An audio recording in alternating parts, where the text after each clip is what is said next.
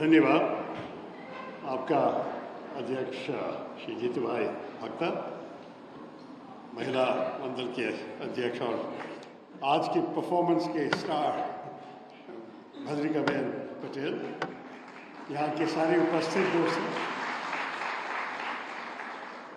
भाइयों और बहनों, सबको मेरा प्रणाम, नमस्कार। Good to see you all.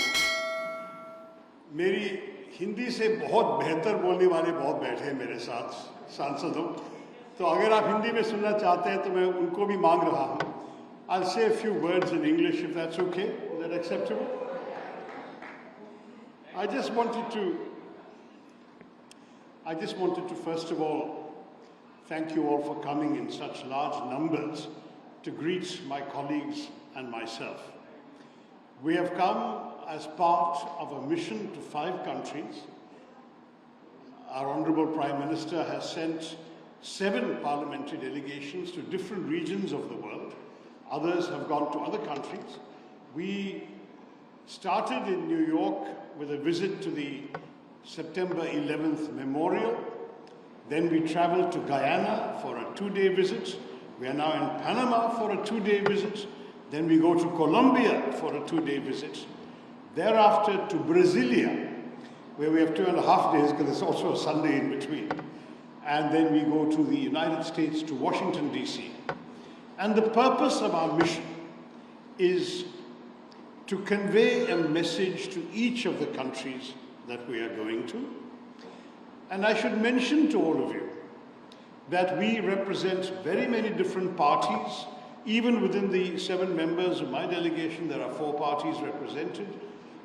We have 5 parties represented amongst the members of my delegation. And then I should mention to you that we also come from all parts of the country. Unfortunately, Gujarati बोलने वाले कोई नहीं है तो मैं उनको ही बुलाता. लेकिन I do want to say to you nonetheless that we are all here from different backgrounds, different states, different political parties, but united in the same message. And that is the message. And that is a message on behalf of the people of India to all of you living here in Panama, that we will not accept anymore the constant outrages of terrorism inflicted upon our people. We have suffered attack after attack for almost 4 decades now. Going back from the first attacks in Kashmir in 1989 onwards, we have seen repeated outrages, civilian victims. Most of you will remember the horrors of Mumbai in 2008, what we call 26/11 because it happened on 26 November, but went on for 3 days, in which 170 people were killed. Many of you will remember many other examples. I myself wrote an article where I found about 15 examples since 2001 alone. It is just not acceptable for us to continue to bear the pain, the grief, the wounds, the losses, and then merely go and tell the international community, look what is happening to us, please help us, please put pressure on the perpetrators to actually identify and prosecute the criminals. None of that has been happening despite our best efforts. After Mumbai, we had all the evidence. We even captured one of the terrorists alive. A very brave policeman gave his life to capture Ajmal Kasam alive. He was identified, his home, his address, his village in Pakistan were identified. Not only India, but Western intelligence agencies had recordings of the chilling voice of the Pakistani cold-blooded handler giving daily, minute-by-minute instructions to the killers in Mumbai while the killings were going on. All the evidence was collected, dossiers were established. What happened? Has a single person behind this outrage been prosecuted, let alone convicted? The answer is no. Sadly, Pakistan has chosen a policy of enabling terror. And not just enabling, but creating terrorist establishments, financing them, training terrorists, equipping them. There have been examples in the last 20 years of attacks in New York, in London, in Madrid, in so many different parts of the world, which have been blamed provably on Pakistani terrorists or terrorists trained in Pakistan and brought to these countries. This is the sad reality we are facing today. We have no quarrel with the people of Pakistan. We would love to live in peace. As you know, India is proud of its economic success story in the last couple of decades. We have been growing and prospering as a country. We have been trying to pull our people out of poverty. We have been trying to develop our technology, our tech stack, so that we can enter the 21st century as a proud and confident leading country in the world. We are already the fourth largest economy in dollar terms. By another 10 years or so, we should be even the third largest economy. We are already that in purchasing power parity terms. So we are a growing, prosperous country. We don't want to be distracted by wars, conflicts, and terror. We want to focus on growth, on prosperity, on a better life for our people.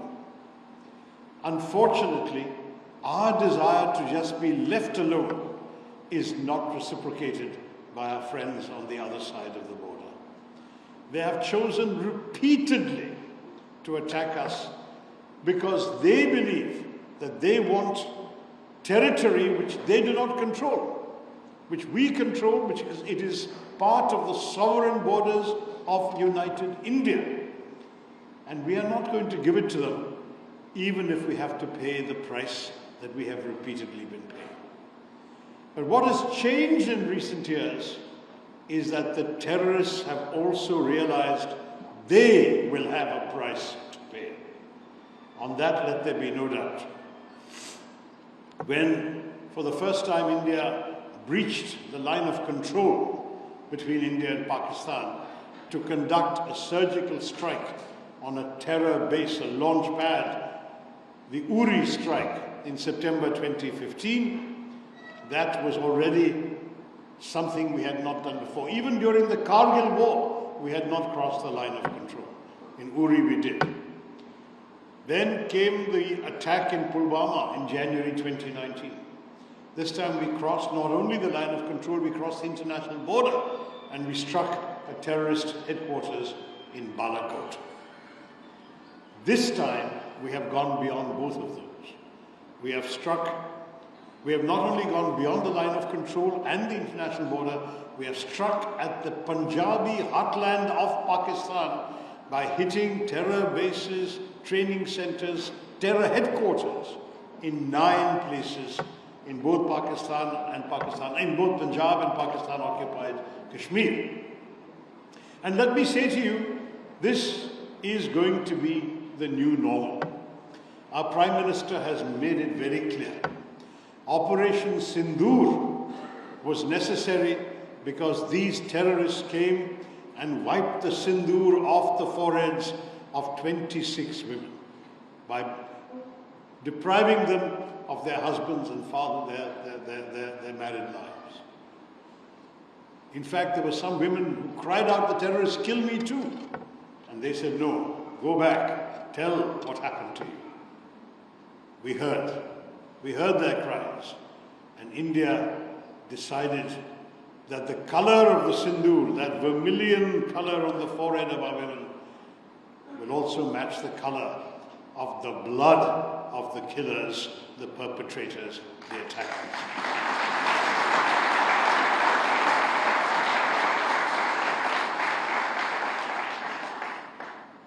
India is not a warmongering state.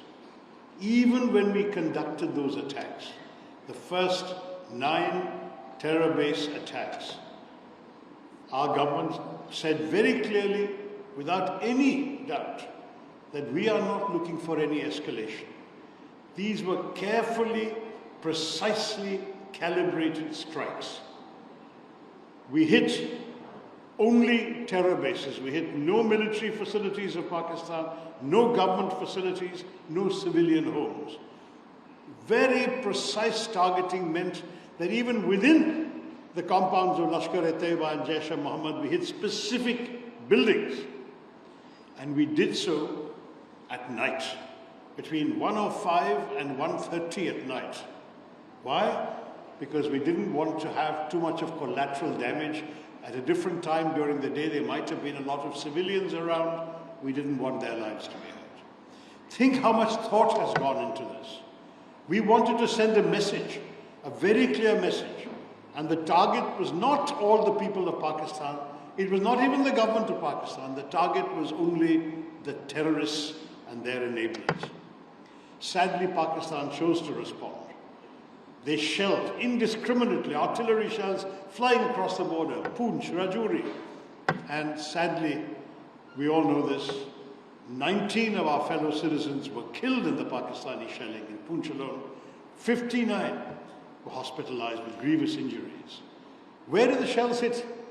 When we attacked terror bases. When they attacked the Gurdwara, they attacked the nuns' convent, the Carmelites of Mother Mary. They attacked civilian homes. They attacked civilian vehicles. That is the way, the difference between how we behaved and how our neighbors chose to respond. What did we do next? We said, if you hit us, we will hit you back, and we will hit you back harder. And we did. They sent us drones, missiles. Our air defenses blocked them, and we hit very precisely 11 military targets on the night of the 9th and 10th of May. You can see satellite pictures. You can see satellite pictures, they're on the internet, where specific bomb craters can be seen on the runways of the major Pakistani air bases. Rahim Yar Khan Air Base, Air Marshal Noor Khan Air Base. One of them in the Chaklala base was 1.5 kilometers only from the military headquarters, GHQ Rawalpindi. The message is very clear. We have the capacity to target you where it will hurt you. If you stop, we stop. If you don't stop, watch out for what's coming next. They finally chose to stop. On the 10th of May, our Director General of Military Operations got a call in the morning. They set up a proper dialogue at 3:30 in the afternoon, and at 3:30, their Director General of Military Operations told ours, we want to stop firing. Our general said, of course, we didn't want to start the firing in any case. You are the one who has been attacking us. You stop, we stop.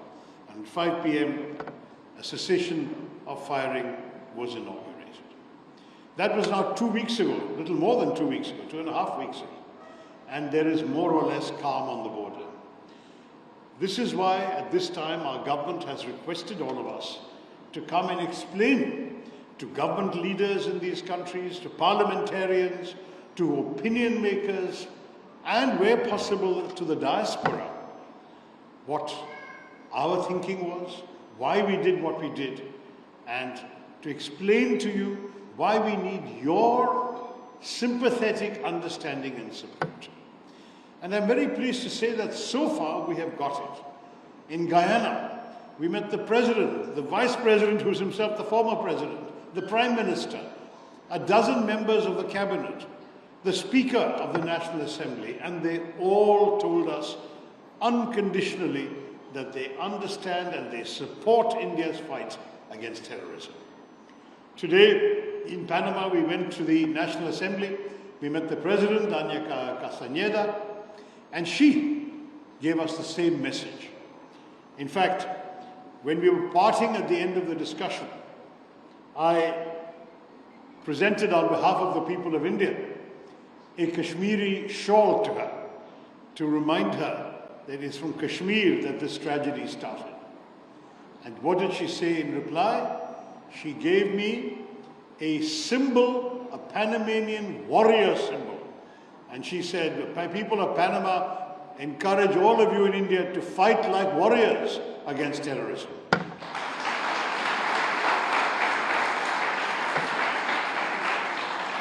That is what we are doing. That is what we are going to continue to do. And let me say to you all, we know the buildings we've destroyed can be rebuilt. We know that terrorism does not disappear with one night of strikes. We know there is an entire enabling ecosystem in Pakistan to create this terror infrastructure, to train, arm, guide, equip, and direct these people to come and do terror. It is they who must change. We have seen even the United Nations Security Council said that it is not enough to bring the terrorists to justice, but those who finance them, those who direct them, must also be made accountable. We all know who those are. That is the military establishment of the deep state of Pakistan. And we say to you, understanding this means being prepared that this may happen again. But we are telling you in advance, if it happens again, be prepared for worse to happen to them. This is the message we are giving. We are explaining what happened. We are seeking sympathetic understanding, but we are saying we are not going to tolerate anymore. If it happens again, there will be worse to come. And that warning we give in advance so that people understand. I repeat, we do not want war. Our actions were not the first salvo intended for a long drawn-out conflict. We just want to be left alone. We want to grow, develop, look after the well-being of our people. We are saying to Pakistan and to the people who run that country, you leave us alone, we'll leave you alone. But you strike us, be prepared that we will strike back. That is the message. With those words, I want to thank you all once again, the people of Panama, for having come here. It is such a matter of pride for us to know that the Indian community has been in this country for so long, has done so well, has thrived in so many different ways, across many sectors of the Panamanian economy. And it gives me so much a pleasure that today you invited us to this beautiful temple you have built here. All of us, and by the way, we represent 3 different religions in our group, but we all came to the temple and we were happy to receive the blessings of the Lord.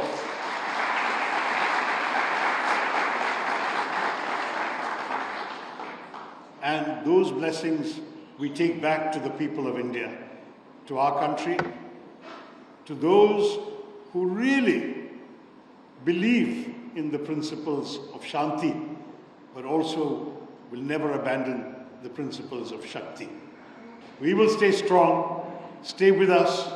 God bless you all. Jai Hind.